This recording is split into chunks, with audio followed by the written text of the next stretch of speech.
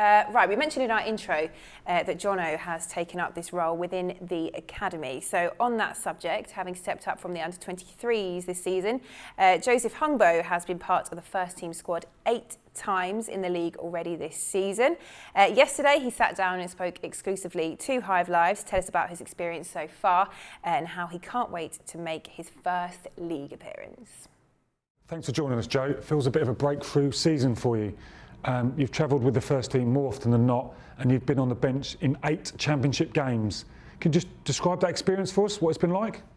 To be honest, I feel like this season has been an up and down season. I feel like, you know, when on loan, didn't really feel like I'd done myself justice. So I thought, when I came back, I thought, okay, it's kind of like a Harry Kane situation. He went to Norwich, he came back.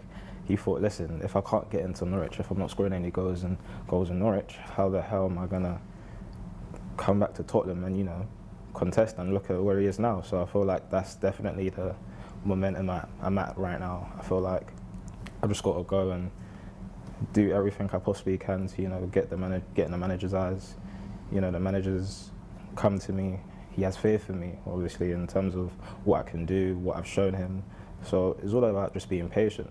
I mean, been on the bench, you know, looking at what players are doing in my position, and hopefully I can emulate that when I come on the pitch. Hopefully the fans are happy from what they see if I get opportunity, and hopefully I can just keep doing what I'm doing. I think we're going to see that massive smile of yours when I ask this next question. Just describe what it was like to play at Old Trafford, Joe. There we go. To be honest, it was a very, very surreal moment. I mean, listen, that's every boy's dream. You know, millions of boys around the world, millions of people around the world would want to play at such a historic stadium, and I'm thankful enough to have said I've done it. But I feel like when I came on, I tried to, you know, do my best, and hopefully I made an impression that, listen, I belong. So I feel like it was good, but you know, the time's gone now. Now I was just trying to look forward to Saturday, look forward to Wednesday to see what happens and see what goes down. We had Richard Shaw on Hive Live recently. Obviously, he was your coach at Crystal Palace in the academy. He's now here as under-23 assistant coach. He said you were the first person to call him when he got the job here. Is that because you're teacher's pet or you're just a nice kid? Honestly, it's not because of my teacher's pet. I mean, when he was at Palace, I was 15, 16 at the time. I mean, I definitely had like one of my best seasons, one player a year with him. So me and him have a very strong relationship, and you know, he knows me off the pitch, he knows me on the pitch, which is so important as a player to have, and for someone to be there for you on and off the pitch. So, I mean, full credit to him. He helped me through the bad times, through the good times, and I definitely bonded with him as let alone a person, let alone a manager. So he definitely helped me when I was there. You know, even though I left Palace, he was there to see me there. Like as soon as he came, as soon as I heard the news, I was so excited because I knew what type of person he was. I knew what type of vibe he was going to bring to the team, and I know that he means nothing but goodness. He's just trying to develop players because that's what he's about. Like Wan-Bissaka, you've got Tariq Mitchell that he's coached. So listen, full credit to him. You know, I've got nothing but respect for him. What a nice chap. Although, yeah, a big comparison to make there. No pressure. No, but he talks about the loan, and not all loans go well.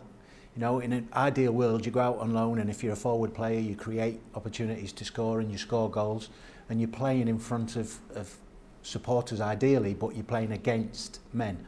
And I think that's, you know, the key to it. Each player has a different pathway, and that's sometimes what people don't understand. Not every player goes straight into their first team wherever they are. Some have to go elsewhere and learn a little bit more about themselves and about the game before they come back and play for their own first team.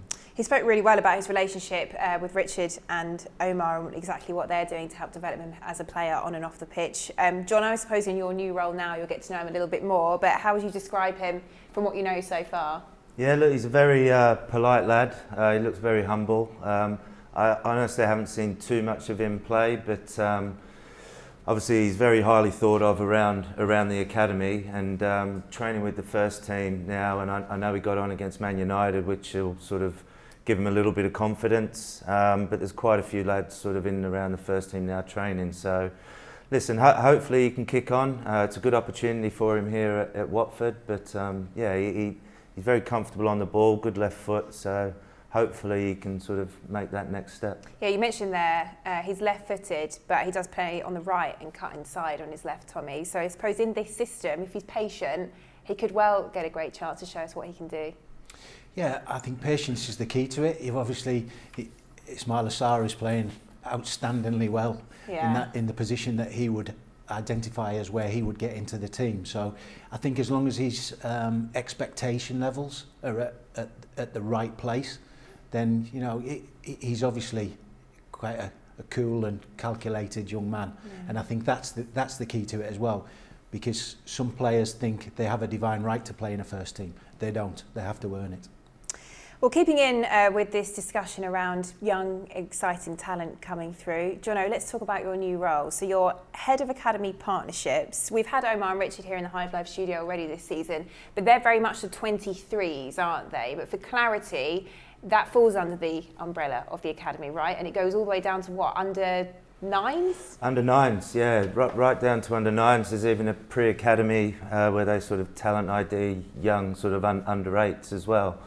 Who come in training once a week, obviously post-COVID, of course, and they'll start to sort of experience matches. But yeah, Omar and Richard look after the 23s, which play sort of in their own league, but lots of the lads in the 23s at sort of this season, if you like, have had the opportunity to train in around the first team as well. So it's sort of bridging that gap from the academy, stepping up into first team football. So Richard and Omar have done really well. I've been in and around the training ground for the last couple of weeks now and watched some sessions, and they're really getting buy-in from the players. But it's sort of, for those sort of 21, 22-year-olds like Joe, getting in and around the first team, it's about consistently performing at a level. And it's been great. Last couple of weeks, there's been a couple of games at the training ground. They played West Brom, and the manager's been around to have a look at them. So I think the more exposure and opportunity they can get in front of the manager and technical staff at the club, then they've got an opportunity to sort of show their skills. Before we move on and talk in depth about the Academy itself and all the brilliant work that goes on, where does your role fit in then across the Academy? Can you tell us a little bit more about exactly what you'll be doing? I know it's relatively early days. But yeah, well, Liz, back, I'm super excited, honestly, to be back in and around it. Obviously, coming through the youth system here myself, sort of academies have changed, obviously from when I was coming through. But I've sort of come on board to look at sort of in a commercial aspect, in terms of sponsorship, getting a bit of sort of sponsorship and partnership to sort of fund overseas trips. I know the academy and the club are quite active for the sort of the younger age groups to get experience in international tours, international friendlies. So I'll just be sort of around driving that, and obviously sort of moving forward, the role sort of might change a little bit. But yeah, I'm just sort of excited to be back involved, to be honest with you. Yeah, it seems like a very pertinent time as well for you to take up a role like that when you look at the financial impact of COVID, Tommy. Do you expect academies to maybe become even more important to clubs now going forward, especially in the next 12 months when you look at the adjustment that they have to make financially, and I suppose basically the money that could be saved in homegrown talent? Yeah, I think several clubs in the last year or two, pre-COVID, were having considerations about, is an academy actually worth running? How many players do we get through? But I think, and unfortunately, I think Watford as a football club understand the importance of an academy and the opportunity that an academy brings to players to go all the way through. It's very, very rare that you'll get somebody that signs at 9-year-old now that goes all the way through and plays in the first team. But there might be somebody that joins halfway through that period that actually gets to play in the first team. And I think that going forward for everybody, finances are going to be tested vastly. And that for me suggests that we should concentrate on the academies, bring in the people that know how to develop a pathway for those young players to hopefully get them into that first team. You know, we've seen probably 4 or 5 academy players, if not just sit on the bench, get on the pitch. this season. And, you know, for a team that's just come out of the Premier League, I think that's admirable. I suppose the beauty of us being in the Championship as well is that they do have a situation where they've got so many more subs as well, which does breed more opportunity. Just taking on from something Tommy said there though, Jono, is the priority for the Watford Academy to develop players for the first team, or is it as much about developing players to then sell on, or is it just a case of juggling both really? Yeah, it's a bit of everything really. Obviously the telling factor will be the quality of the players coming through, but it's just about opportunities and pathways. So you might develop a player that gets into your first team here, or you might develop a player that goes on and has a career somewhere else. So it obviously comes down to the individual, how much they want to develop themselves and progress their careers. But at the end of the day, it's just about providing opportunities for these players. And traditionally, Watford have always had a good sort of academy setup. I know from my days, players, well, even when I got into the first team, there was players like Jason Solomon, Barry Ashby, David James, Rod Thomas, all come through the youth system and into the first team. So, like you said, times financially are changing for everybody. So it could be a focus coming up. But like Tommy just said, this season we've got quite a few lads in and around that first team, and the more exposure they can get to that, hopefully will drive them on and give them the opportunity. Yeah, you mentioned it there as well, that this legacy, which ultimately was a GT legacy, wasn't it? The values that he's installed in this club and with the academy, and I suppose the importance of them as human beings and the way they develop themselves off the pitch as well. And I think we can see that in that interview with Joseph Hungbo. He's so humble, isn't he, the way he comes across. We were told that it didn't make the edit there, but apparently, you know, he was thanking the team that did that interview for their time and just, you know, for the chance for that interview to happen. So it's great to see that is still shining through even after all these years. Yeah, absolutely. And I think academy staff have to take responsibility for that, because essentially you're parenting the player while he's at the football club. And that can be an awful long time now with academies. They're at the training grounds for many, many hours a week. So I think that's vitally important. And I think the key to it, Jono just said, is, you know, ideal scenario is they come into the academy and play for the first team at the end of it. If not, you make sure that they're a good young man and they go and have a career in the game. That's the most important thing. And Omar and Richard said it when they were in the studio a couple of weeks ago. They're delighted when somebody, whether they leave the club and go and sign for another club, they're delighted when they watch those players play at whatever age that they coach them. I've experienced that. I think it's vitally important, and that the academy staff accept that responsibility.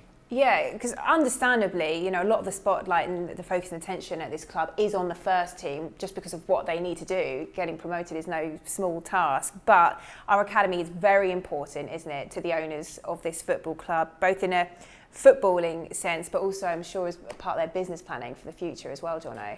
Yeah, definitely. And I think since I've been in there, the feeling around the academy is that it's sort of heading in the right direction, if you like, in terms of getting players in and around the first team. But it's about just giving the academy players an identity. Like you touched on there, the focus normally is sort of first team, but just recently we've set up sort of the academy's social media, so their own Instagram and Twitter feeds and things like that.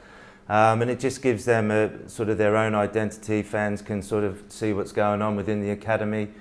And the players have really taken to it, and I think the staff have had a bit of a lift from it. But yeah, it's just great to see, and they're all sort of on board with it. So it's been sort of a good period.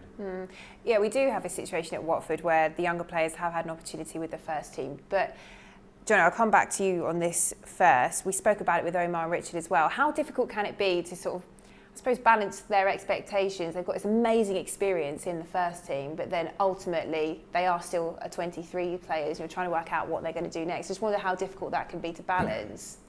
Yeah, it's tough. Like Tommy touched on it, every player has their own pathway. So obviously Joe went out on loan to Aldershot, didn't work out for him, but others go out on loan to National League sides or League Two, and it sort of develops them, brings them on a lot quicker. You have to grow up quite quickly.